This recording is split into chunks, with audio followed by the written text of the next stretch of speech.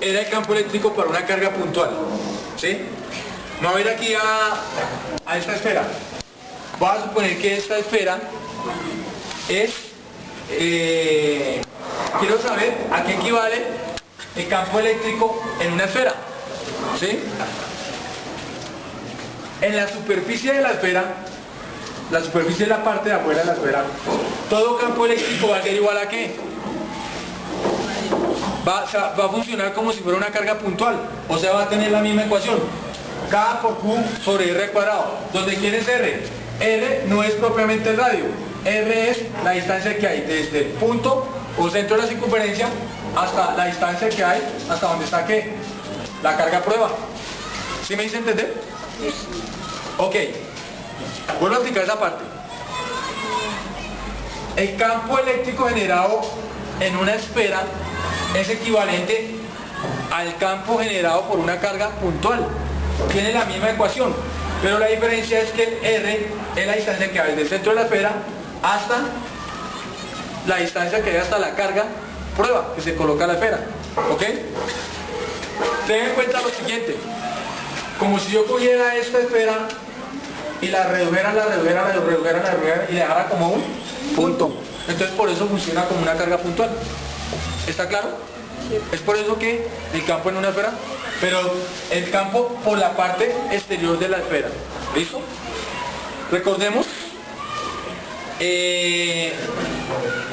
de la electricidad podemos recordar lo siguiente. No sé si ustedes vieron o saben de que antiguamente en los televisores viejos o en los radios viejos que eran de tubos, esos televisores y radios viejos, generalmente esos tubitos estaban recubiertos por una lámina, ¿sí? ¿Por qué se colocaban en esa lámina? Porque esa lámina me servía como blindaje electrostático. ¿Qué es blindaje electrostático? Que no me permite el paso de cargas estáticas por ahí para que hayan cortos, ¿sí? Entonces, ese mismo blindaje electrostático lo descubrió Michael Faraday más o menos en el año de 1781. Michael Faraday, a él se le debe la investigación de lo que tiene que ver con el blindaje electrostático. Ustedes, no sé si han ido a Maloca. En Maloca hay una parte en donde uno va, que le hablan de la jaula de Faraday. Y en esa jaula, exactamente, dejan meter cualquier cantidad de personas ahí y después, le mandan un rayo y no les pasa nada, sencillamente porque no les va a pasar nada porque están blindados electrostáticamente. ¿Sí está claro? Entonces, pues ya aquí uno pone la mano y... si uno considera o cree que de pronto le va a afectar para algo el rayo, pero para nada le va a afectar. Ese mismo fenómeno es lo que sucedería si de pronto cayera un rayo sobre un carro, sobre un bus. A no ser de que caiga en el tanque, todo está bien, ¿sí? Porque si cae en el bus mismo hace las veces de blindaje electrostático y no le va a pasar nada a la persona. De quitar todo lo de metálico. Pero de todas maneras no te va a pasar nada porque resulta que también este tipo de jaulas, que es una jaula electrostática por decirlo así, generalmente cuando les cae un rayo o algo, esto intenta concentrar todas sus fuerzas sobre las puntas, ¿sí? Porque en las puntas es donde más se concentran ¿qué? Las cargas eléctricas. Por eso Benjamin Franklin, cuando creó el pararrayos, lo creó terminado en puntas, porque ahí es donde se concentran las cargas, ¿sí me entienden? Ahí es donde más se concentran los campos generadores de carga. Entonces por eso cuando las personas que manejan la parte de informática, ¿sí? Muchas veces les dicen que si va a arreglar un computador por la parte de adentro y está conectado, debe descargarse porque la estática de uno puede quemar algún circuito. Entonces una forma de descargarse es tocando la lámina del mismo computador, ¿sí? Es por eso, ¿ok? ¿Por qué os sirve el blindaje electrostático, no? Bueno, entonces decíamos que si tenemos un campo eléctrico generado por varias cargas, aquí tengo una carga 1 positiva, una carga 2 negativa y una carga 3 positiva, y tengo un punto en el cual se está generando un campo eléctrico. En este punto, gracias, Por cada una de estas cargas se va a generar un campo eléctrico diferente. Entonces, por la carga Q1 en la misma dirección de la fuerza, como es positiva, entonces el campo eléctrico va en el sentido de la fuerza electrostática, ¿sí o no?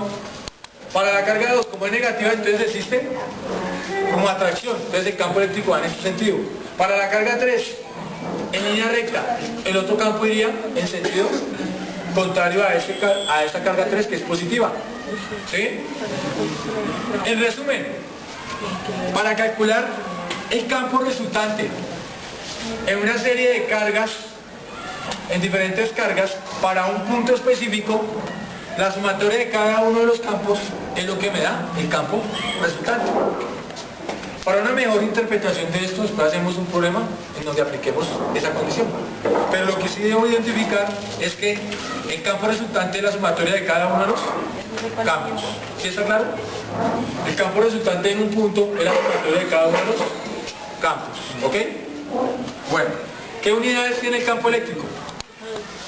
Pues si decimos que el campo eléctrico es igual a la fuerza sobre carga, ¿sí o no? Entonces, la fuerza en el MKS está dada en newtons y la carga en coulombs. Entonces las unidades del campo eléctrico es newton sobre coulomb. ¿Está claro? Si estamos hablando del CGS, las unidades van a ser ¿qué?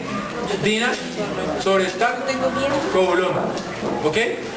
Dinas sobre stack coulomb, las unidades de campo eléctrico en el CGS. No la tengo, tú la tengo. Y por último,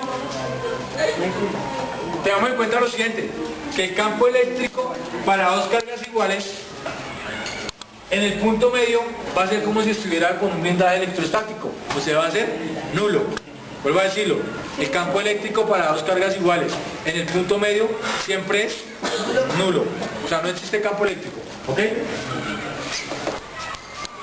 Y en la teoría que yo les había dado, ya les había hablado de esto.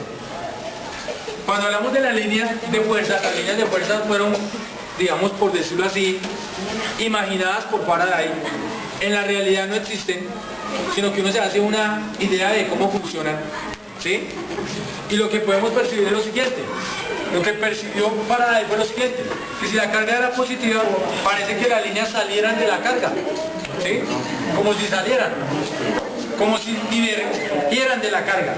En cambio, si la carga es negativa, parece que convergieran, o sea, como si entraran hacia la carga, las líneas de fuerza. Vuelvo a decirlo, estas líneas son imaginarias, ¿listo? Pero se puede uno hacer una idea en el plano de cómo es que funciona. Si yo tengo dos cargas, una positiva y una negativa, entonces cumplen la misma condición. De la positiva salen, ¿sí? De la positiva salen. Parece ser que salieran. Mientras a la negativa llegan, parece que estuvieran entrando. ¿Hasta ahí vamos bien? Bueno, listo, copian hasta ahí.